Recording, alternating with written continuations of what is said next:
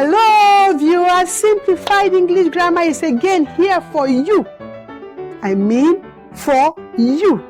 We are here to learn. We are continuing today with classification of verbs. Classification of verbs.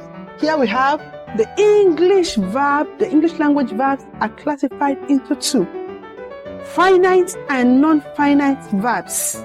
Secondly, we have transitive and intransitive verbs. That is what we'll be discussing today. I guess you have a nice time with us in English class. Let's go quickly. Finite and non-finite verb. What does it mean? Lexical verbs in the base form, which is the present tense, and the third person form of past tense form are said to be finite. I'll repeat it again.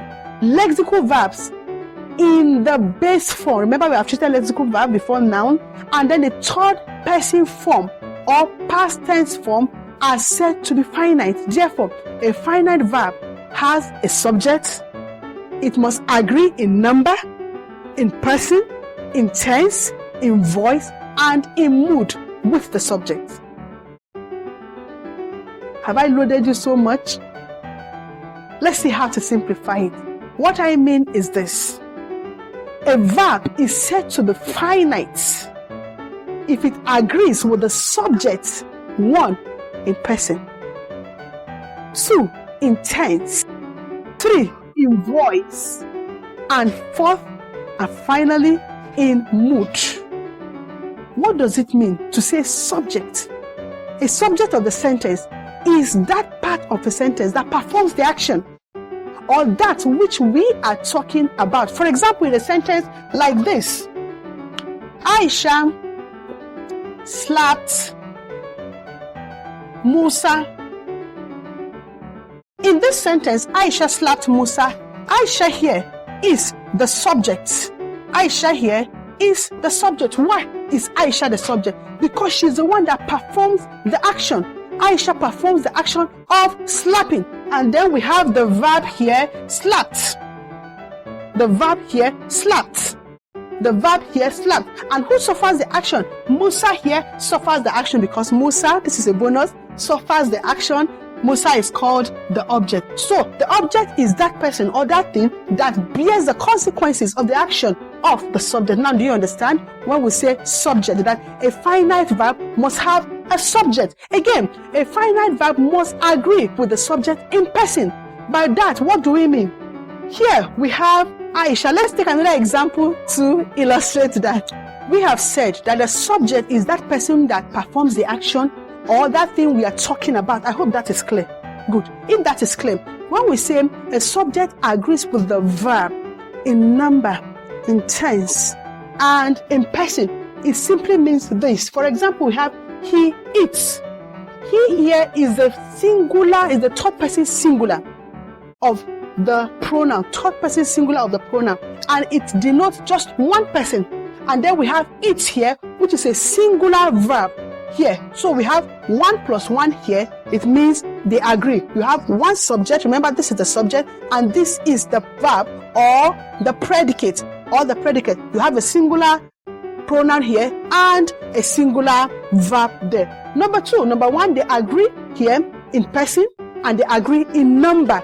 Then let's come here. Number 2, here we have she walks slowly. Here we have she as a third person pronoun, singular, and it attracts a singular verb, walks. A singular verb, walks. So you see the agreement both in number and in tense. This is singular. In tense, there is agreement there. So what are we talking about? When we say a verb agrees in number, in person, in tense, in voice and mood, we'll talk about that later in our subsequent classes. That is what it means. Now, let's take more examples to illustrate this. Number 3, here we see she can carry the bag. She can carry the bag.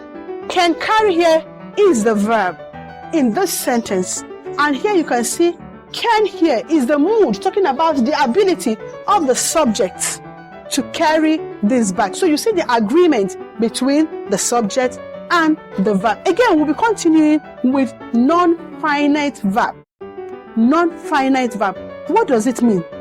Non-finite verb does not show contrast in tense or mood.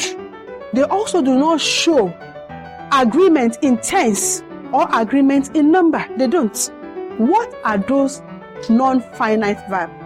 They are found as the two infinitive verbs. They are the past participle form of so many verbs that you know. Let's take some of these examples to illustrate non-finite verbs. Remember I said they really do not exhibit agreement between them and their subject. Let's take this example. Here are some of the examples. Chinedu wants to dance. Chinedu wants to dance. To dance here is a non-finite verb, the two infinitive. Number 2, we have Hassan is being operated on. Being operated on.